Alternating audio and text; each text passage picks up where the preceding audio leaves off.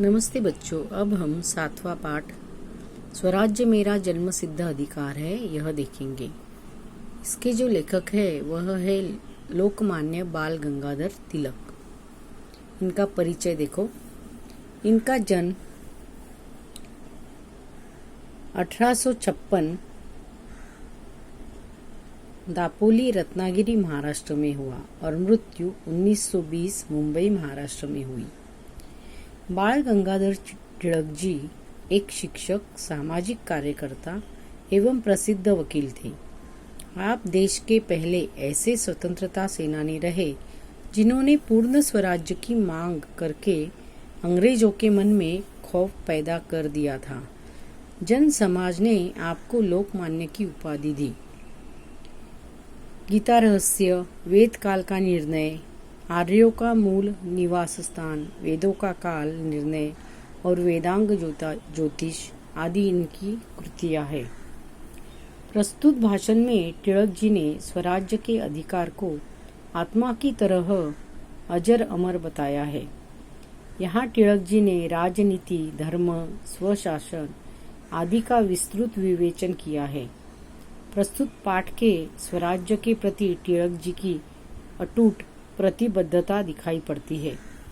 देखो, हमें मालूम है कि स्वराज्य मेरा जन्म सिद्ध अधिकार है और वे उसे हम मिलाकर ही रहेंगे। यह घोषवाक्य लोकमान्य बाल गंगाधर तिलक जी का है। देखो, पाठ देखेंगे कि स्वतंत्रता के बारे में उनका क्या कहना था, यह हम इस पाठ में देखेंगे। मैं यद्यपि शरीर से बूढ़ा किंतु उत्साह में जवान हूँ। मैं युवावस्था के इस विशेषाधिकार को छोड़ना नहीं चाहता। अपनी विचार शक्ति को सबल बनाने से इनकार करना यह स्वीकार करने के समान होगा कि मुझे इस प्रस्ताव पर बोलने का कोई अधिकार नहीं है। देखो, मैं शरीर से बूढ़ा हूँ, लेकिन मेरा जो कहना है, मेरी जो विचार शक्ति है वह क्या है, अभी भी वही है, सबल है, शक्तिशाली है। मतलब मैं उत्साह, उतना ही उत्साह में भी क्या हूँ, जवान हूँ, जैसे मैं युवा अवस्था में था। अब मैं जो कुछ बोलने जा रहा हूँ वह चिर युवा है। शरीर बूढ़ा जर्जर हो सकता है और नष्ट भी हो सकता है, परंतु आत्मा अमर है।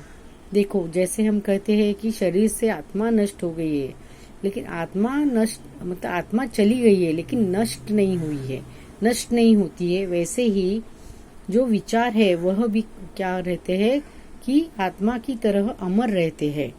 उसी प्रकार हमारी होम रूल गतिविधियां, होम रूल यानी क्या कि होम रूल यानी एक ऐतिहासिक क्या है, आंदोलन है।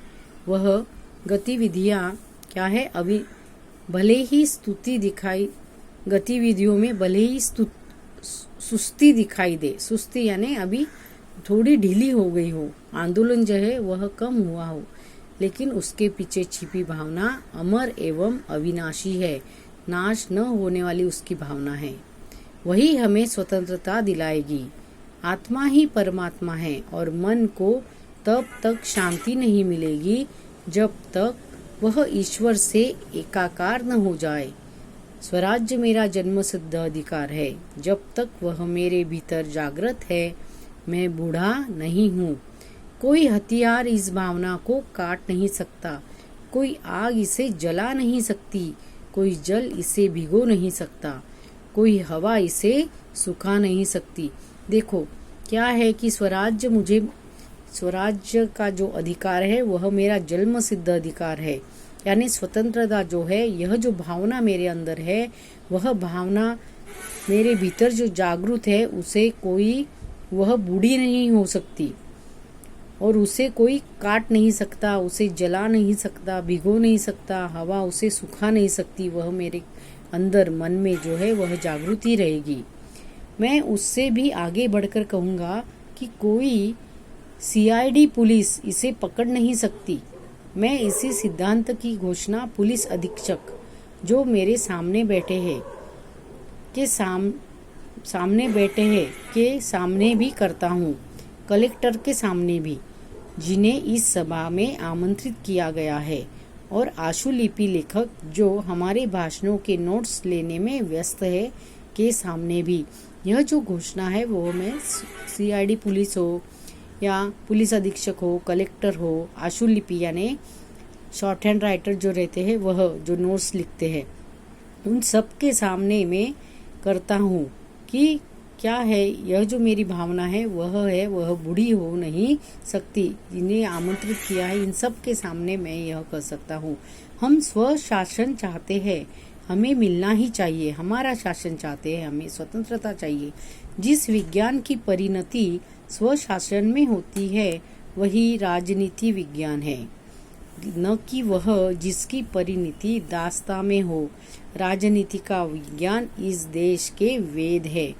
मतलब कि स्व शासन अगर चाहिए और उससे जो चलेगा, वह जो विज्ञान की परिणति है वह है राजनीति विज्ञान। ये नहीं कि कोई हमें दास बना के रखे और हमारे ऊपर राजनीति करे, यह नहीं चलेगा। आपके पास एक आत्मा है और मैं केवल उसे जगाना चाहता हूँ। मैं उस पर्दे को हटा देना चाहता हूँ जिसे अज्ञानी, कुचक्री, मतलब बुरे विचार वाले और स्वार्थी लोगों ने आपकी आंखों पर डाला है कि मैं क्या हूँ, एक आत्मा हूँ। कौन सी आत्मा हूँ? स्वतंत्र आत्मा। राजनीति के विज्ञान के दो भाग है, पहला दैवी और दूसरा राक्षसी। एक राष्ट्र की दास्ता दूसरे भाग में आती है। मतलब राजनीति विज्ञान के राक्षसी भाग का कोई नैतिक औचित्य नहीं हो सकता। नीति मूल्य जो रहती है वह कोई नहीं रह सकता राक्षसी भाग में। एक राष्ट्र जो उसे उचित ठहराता है ईश्वर की दृष्टि में पाप का भागी है। मतलब क्या कि विज्ञान के दो भाग क्या है, पहली दैवी और राक्षसी। राक्षसी भाग में क्या हो सकता है कि अच्छे बात, नैतिक मूल्य नहीं हो सकती, अच्छी बातें नहीं हो सकती। अगर कोई कहे कि यह ठीक है कि मतलब दूसरों पर राज करना यह ठीक है, तो वह क्या होगा, ईश्वर की दृष्टि से पाप का भागी हो जाएगा। कुछ लोगों में उस बात को बताने का साहस नहीं है। मतलब मैं यहाँ बता सकता हूँ लेकिन यह कोई साहस यानी हिम्मत जो रहती है वो लोगों में नहीं होती, जो उनके लिए हानिकारक है। जो बताता है वो क्या हो जाता है, उसे हानि यानी उसके बहुत नुकसान है, उन्हें बहुत भुगतना पड़ता है। और कुछ लोग में यह साहस नहीं होता। कुछ लोग साहस बताते, हिम्मत से बताते हैं, लेकिन उसके जो परिणाम है उनको उन्हें भुगतना पड़ता है। जो नहीं बताते उन्हें कुछ नहीं होता। लोगों को इस सिद्धांत के ज्ञान से अवगत करना चाहता हूँ कि राजनीति और धर्म शिक्षा एक अंग है। क्या है? राजनीति, धर्म और शिक्षा यह अविभाज्य अंग है हमारे। धार्मिक और राजनैतिक शिक्षाएं भिन्न नहीं है। धर्म हमें गुलामी नहीं सिखाती, स्वतंत्रता सिखाती है। राजनीति शिक्षा और धार्मिक शिक्षा एक ही है। यद्यपि विदेशी शासन के कारण वे ऐसे प्रतीत होती है क्योंकि विदेशी लोग हमारे ऊपर शासन कर रहे हैं, वह हमें इस बात का ज्ञान नहीं देंगे। राजनीति के विज्ञान में सभी दर्शन समाये हैं। राजनीति क्या है? धार्मिक है, मतलब धर्म के अनुसार चलती है, लेकिन इसके दर्शन हमें